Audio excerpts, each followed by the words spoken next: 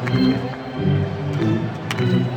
this edition of Alberta Dugout Stories, the podcast, from the Baby Jays in Medicine Hat to winning a World Series with the Atlanta Braves, now Mike Frostad is heading to the West Coast.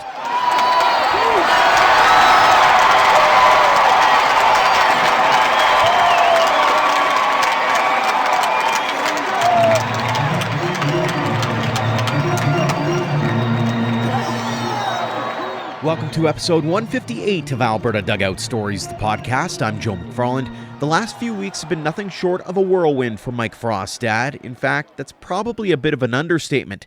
It started with an unexpected playoff run by his Atlanta Braves that culminated with a World Series victory over the Houston Astros. Then came the aftermath and celebrations before everyone parted ways for the winter. Frostad not only headed back to Alberta, but also announced he had been courted by the Los Angeles Angels to become the team's new Director of Sports Medicine and Head Athletic Trainer. And downtime hasn't been on his itinerary since coming home either, as he was one of the speakers at the Coaching, Teaching, Leadership Conference in Calgary this past weekend. After the conference, we had a nice chat over the phone to catch up since we first had him on the podcast for episode 66. In this conversation, we talked about the World Series, working with Mike Soroka on his injuries, the changing landscape of being a trainer since he was with the Medicine Hat Blue Jays in the 90s, and what his wife's support has meant to him. Mike, thanks so much for joining us here on the podcast. Well, thank you very much for having me. It should be my second one that I've been doing with you now, so I appreciate it. Absolutely. Well, let's start off with the World Series. What a way to end the year. Take us into the dugout during that playoff run to start. What's the attitude like amongst the team, especially going into it as a lot of prognosticators had you pinned as underdogs? Yeah, I think that was the big thing that works in our favor, honestly. Like, we went into that series against Milwaukee, and it was, Milwaukee's got great pitching, and they do. They had Woodruff, they had Burns. Burns won the Cy Young, and it didn't matter to us.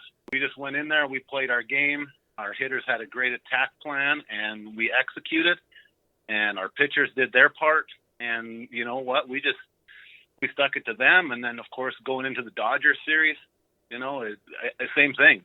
Their pitching, their bullpen's outstanding. You got guys coming in, Brusdar Graterol throwing like 103, something like that. And, you get to some of those guys and it's like, oh man, are we ever going to get a chance to score again? But, that series was hard fought. And again, being the underdogs, there was no pressure on the guys. And that really seemed to help. And, of course, going against Houston, same thing. Those guys, one of the best teams in baseball. The Braves won 88 games in the season, and there was we shouldn't have won, bottom line. And there was no reason why we shouldn't have been underdogs in every series. But the guys had a great plan. I think our advanced scouting for that series was awesome. They had their pitchers' tendencies down. They had their hitters' tendencies down. And our guys had that attack plan, and we executed. And, that final game was a shutout. Like, who would have thought you would win the World Series in Game 6 with a 7-0 shutout, right? Mm-hmm. Was there any shift in mindset throughout that process where it goes from we'll take it a day at a time kind of thing to we can probably win this thing? I don't know that we really had to shift our mindset, because I think we had that mindset all along. I think going into that series against Milwaukee, we knew that we had a good chance. And I think every team will tell you the same thing, right? You get into the playoffs and anything can happen. Mm-hmm. The Yankees didn't even get through the wild card. Teams didn't even get in the playoffs. The Blue Jays had a great club this year. They had more wins than we did by far, and they couldn't even get into the playoffs. So, with our team's mindset just didn't change. We were going to be that team to beat. And that's kind of how we felt the entire way through. And with no pressure, it was easy to do. You mentioned that final game, 7-0. Do you remember when it kind of clicked for everybody in the dugout that we're going to win this thing and what the atmosphere was like on the bench as the innings are kind of counting down? It had to be the Soler home run. When you hit the thing out of the stadium, you don't do that and not think that your team's going to win that game. And man, I tell you, what a feeling from that point forward. It was just kind of like, okay, we can hold on. We got the bullpen to do this. Our guys are ready for this right now. Like, this is our day. And that feeling in the dugout as we counted them down, we get to that, you start counting the outs at that point. You get through 6 and it's like, okay, we got 9 more outs to go. Okay, we got 6 more outs to go. And top of that ninth, and it's like 3 more outs, 2 more outs, and it's like, man, there's no way these guys are coming back with 1 out and 7 runs to score. It's our time. So the final play, the final out, the pandemonium afterwards, what was that all like from your perspective? I mean, it's just elation all around. We've worked so hard for this year after year, not just this year, but year after year. The guys that I've worked with, I was with George Poulis in Toronto. I was with him in Atlanta, 10 years in the big leagues with him. And it's just year after year. He's been in the big leagues for 24 years, I believe. And that was his second time at a World Series, but his first win. And, it's awesome to be able to accomplish that with those people that you've put in the amount of time that we have together. And, for the coaching staff there, I see the hard work that goes into the daily preparation, and every one of those guys deserved it. Mike Frostad, World Series champion. Did you ever think you'd hear those words? I was hoping. I wasn't sure it was going to happen, but I'm sure glad it did. You also got to do it with a fellow Albertan, Mike Soroka. How cool was that to share with him and even with some other fellow Canadians on the roster and in the front office as well? Yeah, being around with Mike all year was great. Obviously he had the devastating injury that wiped out his 2020 and all of 2021 because he had to have his second surgery. But, just to be able to share that with him, we kind of had that connection from day one when I came over to the Braves and he was already in the minor leagues, and just having somebody there that was from Calgary that's a great experience, to be able to say that you kind of did that with one of your brothers, so to speak, it's great. Obviously, with Alex and Topless in the front office, couldn't happen to a greater person. Honestly, he started out with the Expos in the mailroom, and he built himself into a World Series champion. He built that roster. He took a chance on us when we were below 500 at the break, and he added instead of subtracting and didn't give in, and it paid off 1,000-fold for him. He can say forever that he's a World Series champion. As can you. We mentioned Soroka. Let's stay on that topic for a second here. You were the first one to get to him when he hurts his Achilles in 2020. Could you ever have imagined how challenging the last year or so would have been for him? It's very unfortunate. It's a freak thing that he ended up tearing that again. The success rate has been very high with that surgery and the procedure he had done. And, it's an unfortunate situation. But the mental grind that he has to go through, knowing that he could have been contributing every single day. And, we were fortunate that he stayed in Atlanta and did his rehab in Atlanta with the team. And, we didn't send him home. We didn't send him to Florida. He got to stay, do all of his stuff in Atlanta when we were at home. And I think that probably helped him a lot, but it's still a mental grind whenever you're going through what he had to do every day. Mm-hmm. From an athletic trainer's perspective, how has he handled the cards that he keeps getting handed? He's been great. He's been so positive this entire time. He might actually be up in Calgary right now. I haven't kept tabs on him that close, but he's been pushing the envelope. He wants to come back and be better. He knows that he's got to kind of keep things in check a little bit and make sure that he's going to come back at 100% this second time around. But, he's well on his way, and he's going to come back stronger than ever. Anything stand out to you in terms of his mindset or just his will to want to be back on the field, the things that he's saying that has really kind of stood out to you over the last little bit here? I think just his positivity with everything. He was dealt 2 bad hands year after year, and he's just remained positive through it all. And, that's one of the biggest things that you can really impart on athletes is you're going to get knocked down, but it's how many times can you get back up? And he's proven to us right now that he's going to be that guy that continues to get back up. And, I think just that positivity that he's got, that he's going to get through this. He's going to come back and he'll be fine. He'll have a long major league career. And I think that's the biggest thing is just his total mindset towards the whole process. It's not just, he's taking it day by day, but he's looking big picture as well. Speaking of big picture, let's get back to your story here because you go through the celebrations, winning the World Series, going back to Atlanta, coming back home, all of these things, and then you drop a bit of a bomb on everybody saying, "Yeah, I'm going to throw a major curveball at you," and announce that you've taken a promotion to join the Angels. Walk us through what led to that decision and what led to you heading to the West Coast. Yeah, so it was kind of a shock to me.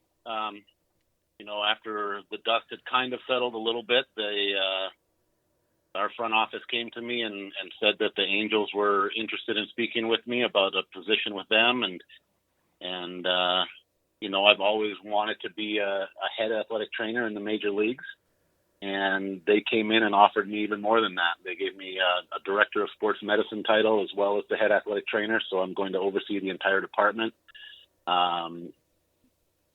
Ideally, for my wife and myself, being on the West Coast is going to be a lot better for our family situation. It's a 3-hour flight from Calgary to get down to LA versus 5 hours to go to Atlanta. And we gain an hour going time zones instead of losing 2. So just the overall travel is going to be better. Spring training in Arizona, you can drive down to there if she wanted to. And it's just going to be overall a better situation for the family. But even in general, just to have the opportunity to build a department around what we want to have accomplished in Anaheim is kind of the dream right now. So I'm fortunate that they approached me, and it was something that I couldn't refuse.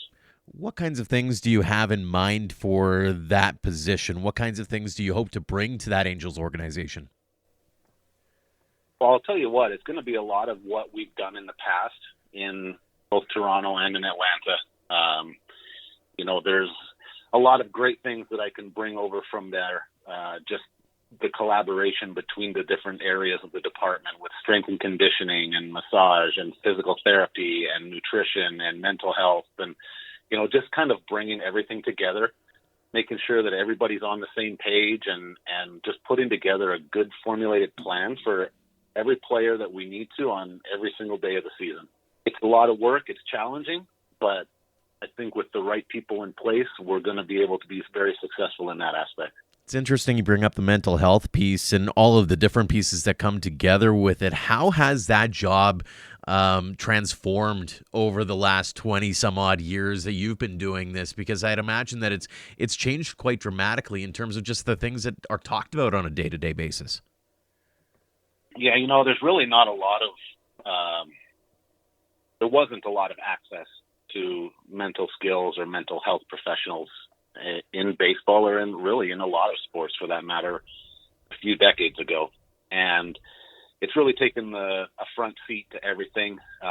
You see there's players like Carey Price right now, obviously sitting out at the time just because of some issues that he's working through and dealing with some mental health professionals and other players along the way that have decided that mental health is going to come first, because not only does it affect your play, but it affects your life. Your family's involved, you've got kids, your wife, and for teams to recognize that it is an important aspect is huge for these players going forward. You might lose a guy like a Carey Price for however many months it takes for him to feel like he's ready to come back. But at the end of the day, he's going to be a better person, a better husband, and a better father for it by taking that time away. And that's something that ideally in baseball, it's going to be a huge part of our development going forward for our players. I suppose a big piece of that, too, is just being, especially with a physical injury, there is the mental aspect of it as well, the emotional toll that it can take, and to see all of those pieces come together has to be a big focal point for you as you try to bring that kind of mindset into the Angels organization. Yeah, absolutely.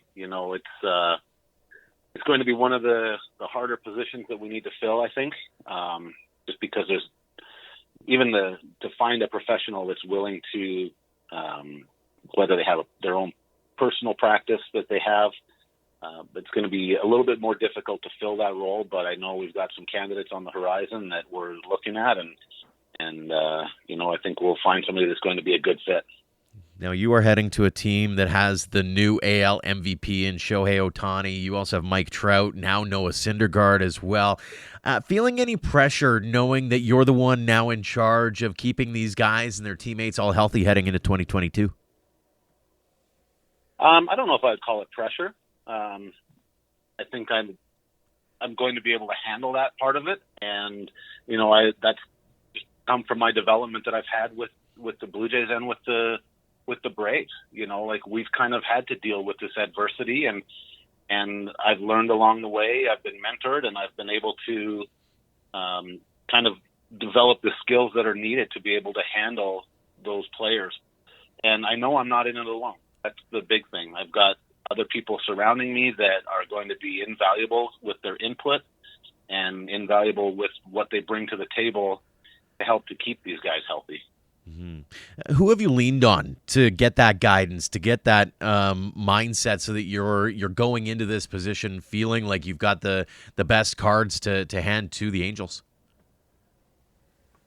Well, right now with the Angels, Perry Manassian is our general manager, and he's the one that I've probably dealt with the most as far as his direction and what his bit of a vision is, and what he wants to see going forward. So between him and Alex Tam and the assistant GM, we've had several conversations on how we want to move the department forward. And I've got some good ideas from them, and I'm still working on building the department a little bit right now. So I've got a few interviews I got to handle coming up in the next week or two to fill some spots. But, there's definitely some great candidates out there that I'm looking to talk to, and hopefully we can get them on board with us. When you think back on the last couple of decades, it's a far cry from being with the Baby Jays in Medicine Hat, where you were just a couple of decades ago now. Even the last few years in the majors, how do you describe this crazy journey of life that you've been on?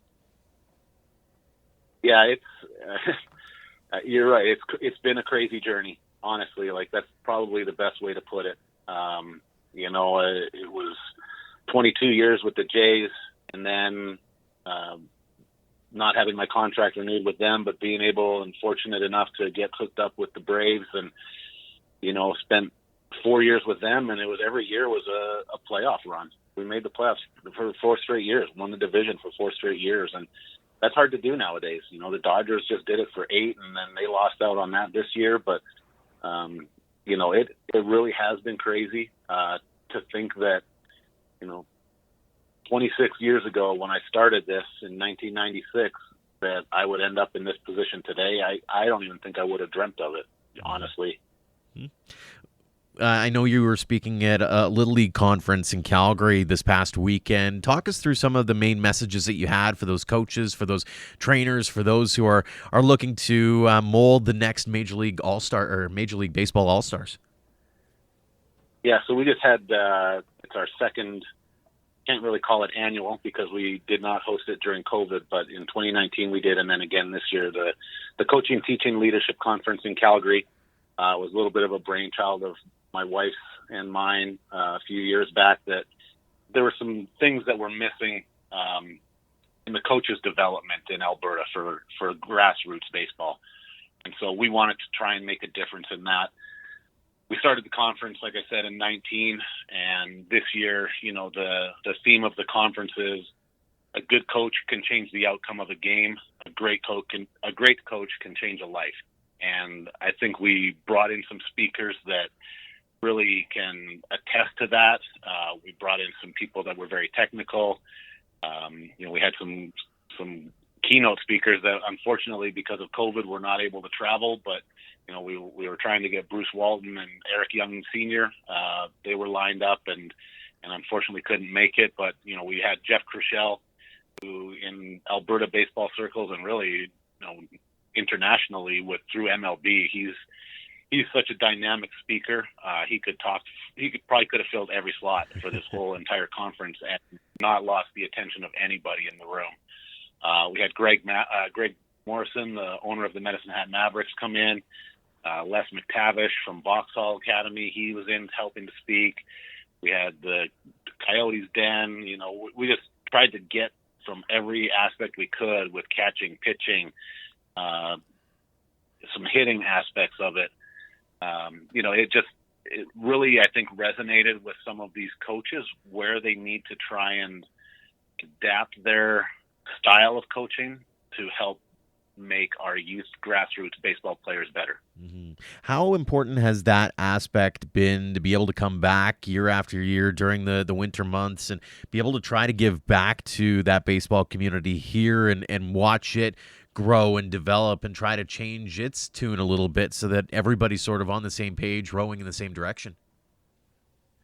Well, we think it's a great concept. Unfortunately, with us not being able to run the program last year, and really with a lot of youth sports not even running in 2020, we weren't able to really see if there was much of a change that could have been made with the people that attended the conference then. But, we just kind of ended up right now. And one of the big takeaway messages is whatever you've learned here this weekend, at least try and implement a couple of things within the next 2 days. Because if you don't do it within 2 days, there's a good chance you're not going to do it at all. And so we're trying to really reinforce that with these coaches, that if they can at least implement one aspect of what they learned this weekend, then hopefully it makes a difference down the road. And that could be something that they're going to incorporate into their practice planning. It could be something related to long-term athlete development. It could be related to their injuries that they're going to see in baseball. So, hopefully the next time we run this, we're able to do it again next year, because we want to try and bring these same people back. And then hopefully they've gone and told a few other people that, hey, this was a great conference we went to in Calgary. They're hosting it again. Why don't you guys come? And we're just trying to grow it year by year. I think we started with about 50-something in 2019, and we are up close to 80 this year. So it's getting bigger. We're drawing people from Edmonton, Calgary, Medicine Hat, Lethbridge, kind of all the surrounding areas. And it's something that we really do want to grow over the next couple of years still. Fantastic stuff. You mentioned Candace a couple of times here. I'd be remiss if we didn't talk about her a little bit. Many in the Medicine Hat baseball community know her really well for all that she's done there in Alberta, as you mentioned, with Little League, all she does there. How important has she been for you in being able to follow your dreams, but also to help her along with her baseball dreams as well? I don't think I'd be here without her either. I'm not going to lie. Like, she's been such a support and a rock that, she's been through the highs, she's been through the lows. We've gone through them together, and she sacrificed a ton. She's an ICU nurse in Medicine Hat. She's also teaching clinical nursing at the Medicine Hat College. So, her schedule was just not conducive to being able to come down and travel. Obviously, 2020 there was no travel. 2021. There just wasn't a good time, and it was so difficult with the international restrictions that, if I didn't come home at the All-Star break, I wouldn't have seen her until the season ended. But, she was supportive enough that she had time off during the playoffs, that it happened to coincide with when we were at home during the World Series, and I got her and her parents and my mom and my brother came down, and they all had a great time. I'm glad they were able to get to some World Series games, because you never know when you're going to get back. But for Candace especially, it's just, like I said, I don't know if I would be here without her support. She's definitely been the rock that kind of holds things together, no doubt. How cool was it in that World Series moment to be able to look up into the stands, know probably where she is, be able to make that eye contact and be able to kind of go, hey, we did it? Yeah, nothing beats it. Unfortunately, she wasn't in Houston when we won it, but I know that she would have been there. She could. She had to go back for work, but just even having her in Atlanta, in those 3 games that we played at home, that was extra special for me. Mm-hmm, absolutely. Final question for you here, Mike. What does the game of baseball mean to you? Right now, the game of baseball has been my life. Honestly, I've done this for more than half of my life. It's been my only career that I've had, and I'm fortunate to be involved in what is unquestionably probably one of the greatest games in the world. I know everybody in Canada loves their hockey, but I'll tell you what, to try and get our players through a 162 game season, and to know that you've made a difference in their lives and in their careers is so satisfying. and baseball has afforded me that opportunity to be able to say that I've been there, I've done that, and finally we just won that World Series. So I'm living a dream, really, is what I'm doing. That is fantastic to hear. Well, Mike, congratulations again on winning the World Series. Congratulations on all the success you've had in your career to this point. Continued success as you set off on the next leg of this journey. And thanks so much again for joining us here on the podcast. You're very welcome. Thank you for having me. Thanks again to Mike Frostad for joining us this week. And again, congratulations on not only the World Series victory, but the new gig as well. And thanks to all of you for downloading and listening. If you haven't already, leave us a rating and review on your app of choice, as those actions help spread the word about the podcast. As always, we'd also like to take a moment to thank our Platinum supporters for all they do for us. The Okotoks Dogs will be back on the field before you know it. They recently unveiled their 2022 WCBL schedule and the plans for the League All-Star Game. Season tickets are on sale. Head to dogsbaseball.ca for more. And earlier this year, Absolute Human Performance established AHP Academy with a junior and senior program headed up by Taylor Burns. The coaching staff there is a who's who of baseball in the Capital Region. For more information, you can go to ahpbaseball.com. Until next time, thanks for all of your support, no matter the platform of Alberta Dugout Stories.